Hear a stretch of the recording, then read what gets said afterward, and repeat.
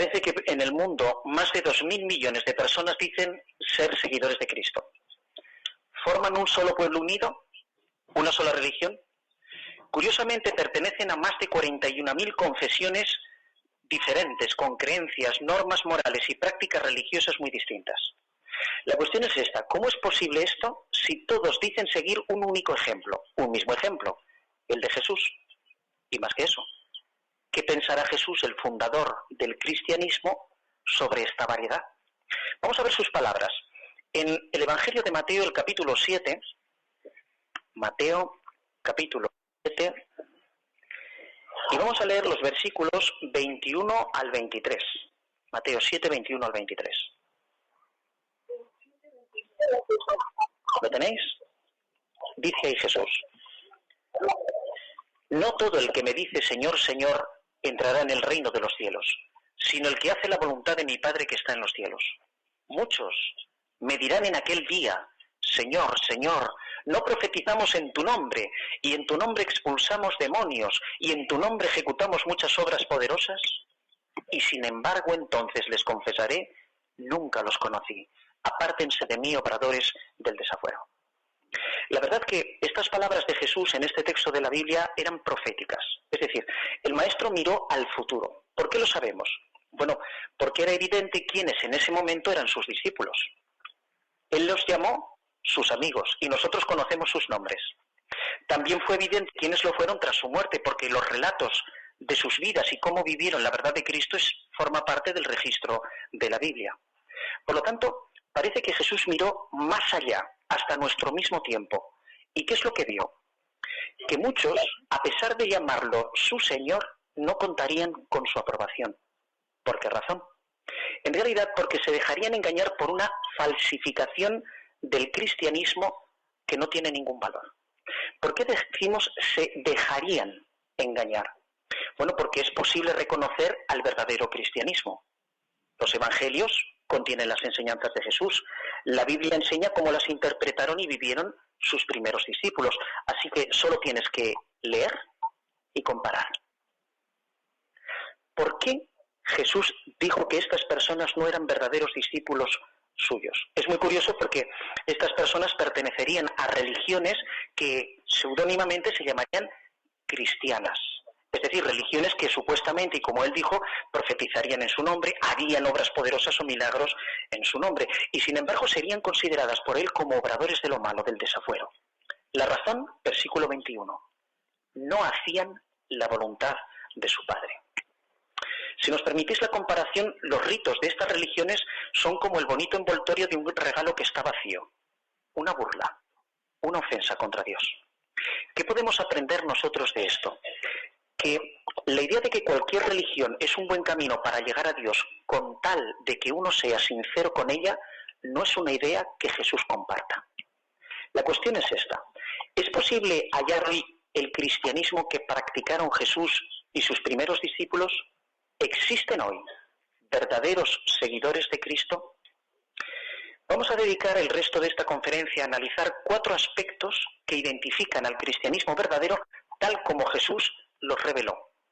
Hablaremos de qué aspectos son, cómo los entendieron y vivieron los cristianos del primer siglo, quienes sin duda ninguna eran verdaderos cristianos, y quienes en el momento actual encajan en este modelo.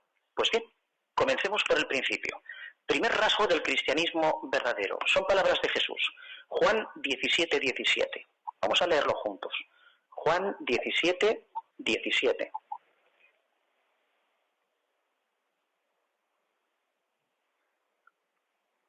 ¿Lo tenéis? Dice así: santifícalos por medio de la verdad. Nota ahora, tu palabra es la verdad. Así que, primer rasgo del cristianismo verdadero: los cristianos verdaderos respetan la Biblia como palabra de Dios y se rigen por ella. Una pregunta: según estas palabras que acabamos de leer, ¿qué opinión tenía Jesús sobre la palabra de Dios, lo que hoy nosotros conocemos como la Biblia? Bueno, evidentemente para Jesús eran la verdad absoluta. ¿Pero qué significa esto? Un detalle muy curioso. ¿Sabéis que en los evangelios en 32 diferentes ocasiones Jesús utilizó la expresión «está escrito»? Es decir, cuando Jesús quería enseñar verdades profundas, cuando quería refutar una mentira, cuando daba consejo, citaba textos de la Biblia que existían en su tiempo. Curiosamente, citó de más de la mitad de los escritos hebreos y probablemente de todos ellos, aunque por su brevedad los evangelios no lo registran. ¿Pudiera alguien dudar de que Jesús respetaba la palabra de Dios? Esto nos lleva a la siguiente reflexión. Cuando Jesús abandonó la tierra y sus discípulos tuvieron necesidad de ayuda, de consejo, de ánimo, cuando quisieran saber el parecer de Dios sobre cierto asunto, ¿a dónde acudirían? Vamos a verlo. Colosenses 2:8. Vamos de nuevo a la Biblia, libro de Colosenses 2:8. Dice aquí, cuidado, quizá haya alguien que se los lleve como presa suya mediante la filosofía y el vano engaño, según la tradición de los hombres, según las cosas elementales del mundo y no según Cristo. Es muy curioso que la Biblia indica que en aquel tiempo los primeros cristianos rechazaron lo que eran ideas populares de su tiempo y por el contrario respetaron a la Biblia como palabra de Dios. Y la usaron y la aplicaron para buscar dirección y consuelo. Y cuando la encontraron, actuaron como la Biblia dice, porque sabían que haciendo esto, hacían la voluntad de Dios. En contraste, muchas religiones hoy día que se llaman cristianas, evidentemente tienen la Biblia en sus templos, la leen desde sus púlpitos, pero ¿cómo la consideran en realidad? Permitid un breve comentario. En la Constitución dogmática sobre la divina revelación aprobada por el Vaticano en 1965 y que se cita en el actual catecismo de la Iglesia Católica, se indica lo siguiente. La Iglesia no saca exclusivamente de las Escrituras la certeza de todo lo revelado, y así ambas, la Sagrada Tradición y la Sagrada Escritura, se han de recibir y respetar con el mismo espíritu de devoción. La Sagrada Tradición. ¿Habló Jesús de alguna sagrada tradición que fuera tan respetable como la palabra de su Padre? No. ¿No es cierto que en Mateo capítulo 15, versículo 6, Jesús habló de quienes creían ser siervos de Dios, pero que a causa de sus tradiciones invalidaban la palabra de su Padre? La cuestión es esta. ¿Qué resultado ha tenido el abandono de la Biblia como la única fuente de consejo y dirección en la vida de los que a sí mismos se llaman cristianos? Sus rebaños están desorientados, buscan solución a sus problemas a ciegas y por ello carecen de sentido en sus vidas. Sus familias se destruyen y sus metas les dejan vacíos. En contraste, ¿existe algún grupo de cristianos que tenga la palabra de Dios en la misma estima que la tuvieron Jesús y sus primeros discípulos? Bueno, ¿qué opinan quienes pertenecen a las religiones de la cristiandad? Un comentario muy curioso. La Nueva Enciclopedia Católica, hablando acerca de los testigos de Jehová, añade lo siguiente. Consideran que la Biblia es la única base de sus creencias y de su norma de conducta. Y añadimos nosotros, si alguien llamara a su puerta o le abordara en la calle tratando de leer de la Biblia para probar cómo Dios hará desaparecer el sufrimiento, o cómo puede uno encontrar consejo sabio para dirigir a su familia, si alguien hiciera esto, ¿con qué religión lo identificaría? La respuesta es obvia, con los testigos de Jehová. Una segunda característica del cristianismo verdadero, según Cristo lo mencionó. Volvemos a Juan 17. Juan 17, y vamos a leer ahora el versículo 6 y luego el 26. Juan 17, 6 y 26.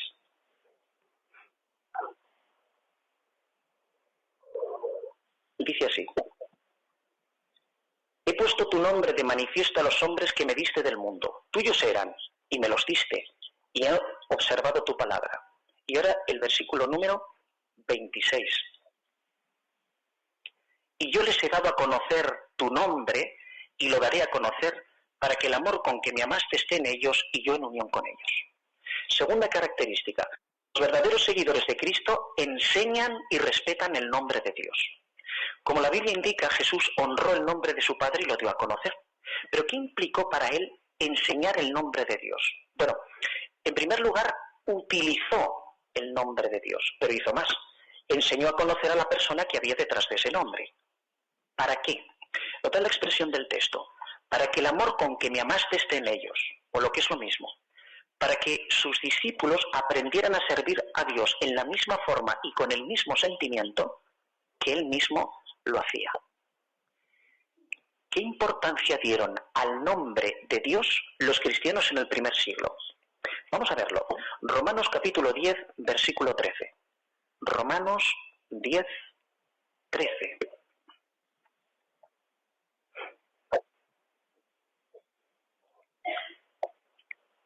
Notad, porque todo el que invoque el nombre de Jehová será salvo. Es decir, la Biblia dice que los primeros cristianos utilizaron el nombre de Dios en sus escritos, al punto que entendieron que su propia salvación personal y la salvación de la gente a la que predicaban estaba relacionada con el uso y conocimiento del nombre y la persona que había tras él. En contraste con esto, ¿qué han hecho hoy día muchos que a sí mismos se llaman cristianos?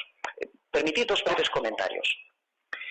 No hace mucho tiempo, el Consejo Nacional de las Iglesias de Cristo en los Estados Unidos mencionó lo siguiente: el uso de cualquier nombre propio para el Dios que es uno y único, como si hubiera otros dioses de los cuales él tuviera que ser distinguido, fue descontinuado en el judaísmo antes de la era cristiana y es, notad esta expresión, enteramente inapropiado para la fe universal de la Iglesia cristiana. Asimismo, el Vaticano, por su parte, no hace mucho fijó la siguiente norma para sus obispos: en las celebraciones litúrgicas, en los cantos y en las oraciones, el nombre de Dios en la forma del tetragramatón hebreo no ha de ser usado ni pronunciado. ¿Encajan estas ideas con la opinión que Jesús y sus discípulos tenían sobre el nombre de Dios? Evidentemente no. A diferencia, si alguien le hablara hoy día del nombre Jehová, la pronunciación más utilizada en español para la forma hebrea del nombre propio de Dios, ¿con quién le identificaría? ¿Quiénes son los únicos cristianos que no solo no se avergüenzan de utilizar ese nombre, sino que consideran un privilegio identificarse con él? Es claro, los testigos de Jehová. Veamos la tercera característica. Lucas 4:43. Lucas 4:43.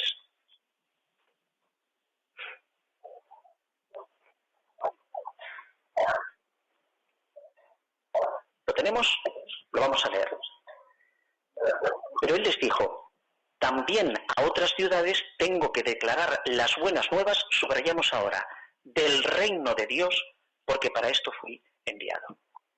Así que la tercera característica que identificó y que puede identificar hoy a los verdaderos seguidores de Cristo es que quienes son verdaderos seguidores de Jesús defienden que el reino es la única esperanza para la humanidad, el reino de Dios. Hablando del reino de Dios, un detalle curiosísimo. ¿Sabéis que la expresión reino de Dios fue utilizada por Jesús en 62 diferentes ocasiones? Porque lo hizo, evidente, porque lo consideraba de gran importancia. Tanto es así que fue el tema principal de su predicación. Como el texto indica, la razón principal por la que él vino a la tierra. El reino de Dios forma parte de una de las peticiones de la oración modelo del Padre Nuestro. Quizá todos lo recordemos, cuando decimos: venga tu reino, para que la voluntad de Dios, tal como se hace en el cielo, también se haga sobre la tierra. Y una tercera idea: Jesús ordenó específicamente a sus discípulos que predicaran o hablaran a nivel mundial sobre qué era el reino de Dios.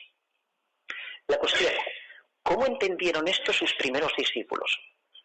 Qué interesante es el comentario que apareció del escritor Jean Benardi, que es un autor que habló acerca de los primeros siglos de la Iglesia.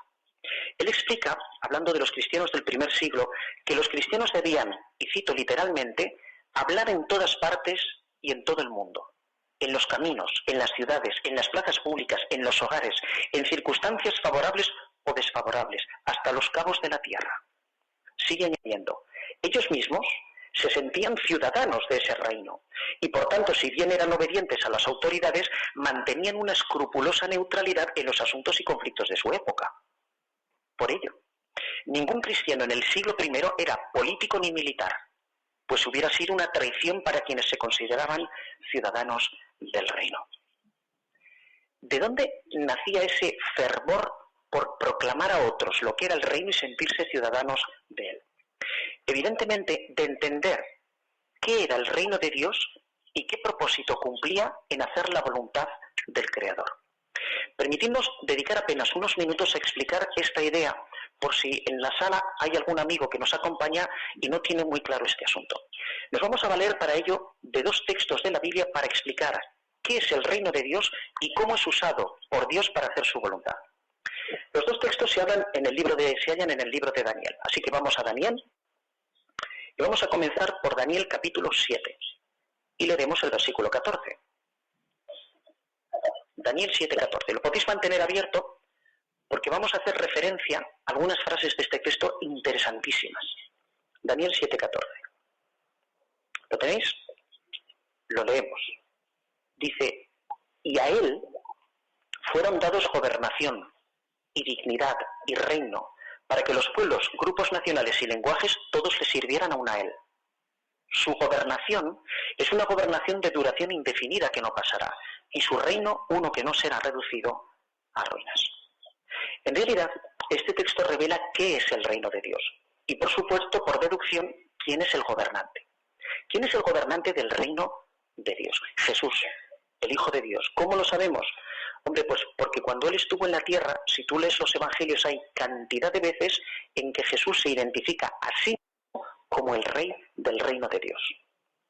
Ahora, este texto revela tres detalles muy interesantes sobre este gobierno, este reino. Primero, el gobernante Jesús, ¿qué es lo que recibe? Notad la expresión: gobernación, dignidad y reino. Es decir, recibe la autoridad que un gobernante recibe para tener poder y gobernar. Segunda idea, el texto revela sobre quiénes gobernará el reino de Dios. Notad la frase: grupos nacionales y lenguaje todos. Por lo tanto, el reino es un gobierno que va a ejercer autoridad sobre el entero planeta Tierra. Y la tercera idea, ¿cuánto durará su legislatura? Dice que será de duración indefinida, que no pasará, una gobernación eterna. Esta descripción de la Biblia sobre lo que es el reino nos hace entender entonces que, a diferencia de lo que muchas personas creen, el reino no es una idea abstracta, no es una condición en el corazón de alguien. No lo es porque no es el hombre quien lo establece, proviene del que da autoridad a Cristo para que sea su gobernante, Dios. Por lo tanto, el reino de Dios es un gobierno real, en manos de Cristo, con un poder indescriptible y con el propósito de gobernar toda la tierra. La pregunta es obvia ahora: ¿cómo logrará este gobierno tomar el control de la tierra? Para eso nos valemos de otro texto, Daniel 2:44. Daniel 2:44.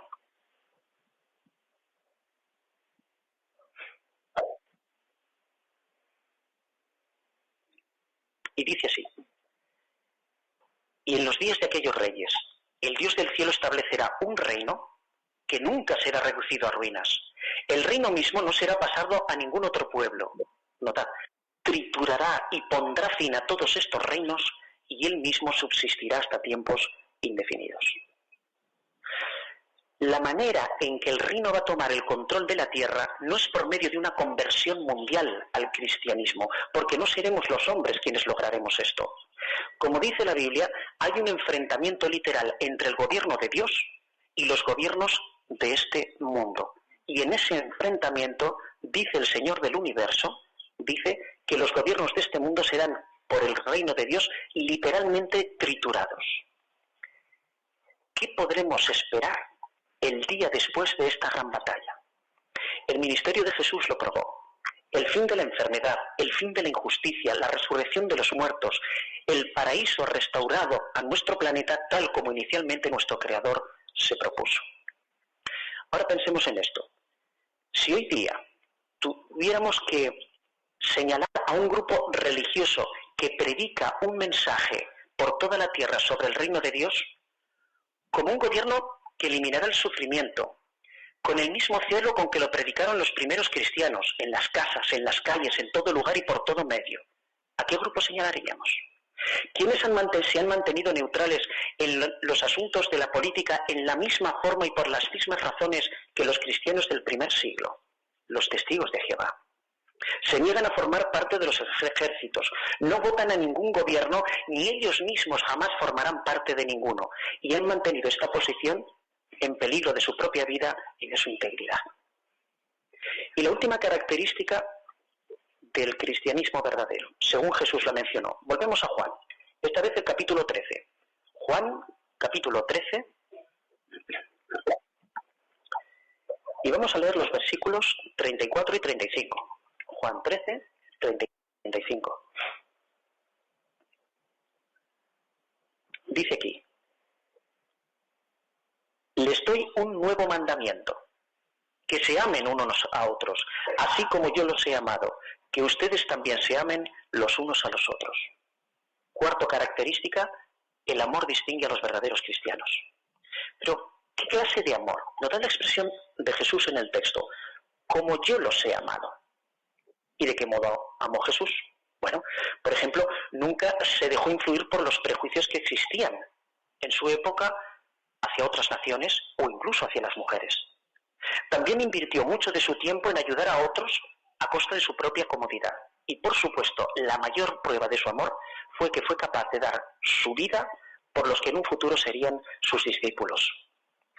¿Cómo siguieron este ejemplo sus discípulos en el primer siglo? Veréis lo que sucedió.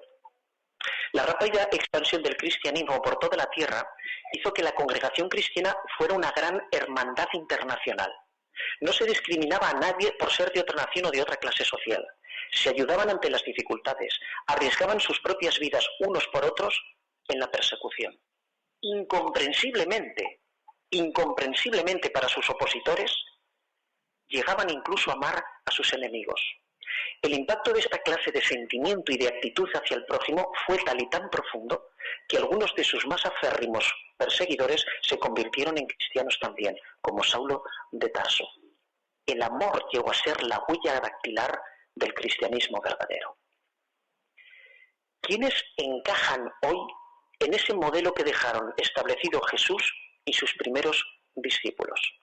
Es decir, ¿quiénes forman una gran hermandad mundial unida por el amor que sienten hacia Dios y hacia su Hijo, que dedican desinteresadamente de su tiempo y recursos para ayudar a otras personas a conocer la verdad, que aceptan como hermanos a personas de toda clase social con la única condición de que sientan y vivan para hacer la voluntad de Dios, que nunca se enfrentarán a sus hermanos de otro país en un campo de batalla porque sería violar la esencia de lo que es el cristianismo? La historia prueba que son los testigos de Jehová. Por lo tanto, tal como hemos visto, el verdadero cristianismo como lo enseñaron Jesús y como lo vivieron sus primeros discípulos se describe con todo detalle en la Biblia. Así que es fácil identificar por comparación quiénes hoy lo practican. ¿Qué significa esto para nosotros? Bueno, el hecho de que estemos aquí demuestra que tenemos el deseo de agradar y conocer mejor a nuestro Creador y servirle de todo corazón. Pero recordemos esta idea. No basta con creer que uno hace la voluntad de Dios. Es muy importante asegurarse de cuál es esa voluntad. ¿Por qué razón? Al principio de la conferencia citamos unas palabras de Jesús en Mateo 7, 21 al 23, donde dijo: apártense de mí, obradores de lo malo. Jesús y su Padre no van a permanecer indiferentes ante una falsa manera de hacer la voluntad de Dios. Cuando el reino de Dios en manos de Cristo tome el control de la tierra, pedirá cuentas a quienes dicen ser cristianos, pero no lo son en la forma que Jesús quiere. Por lo tanto, siga examinando las enseñanzas y las costumbres de los testigos de Jehová. Compare estas costumbres con lo que la Biblia dice. Confiamos en que se dé cuenta de que somos los verdaderos seguidores de Cristo y de que sirva a Dios con nosotros, tal como Él y su Hijo desean, por toda la eternidad.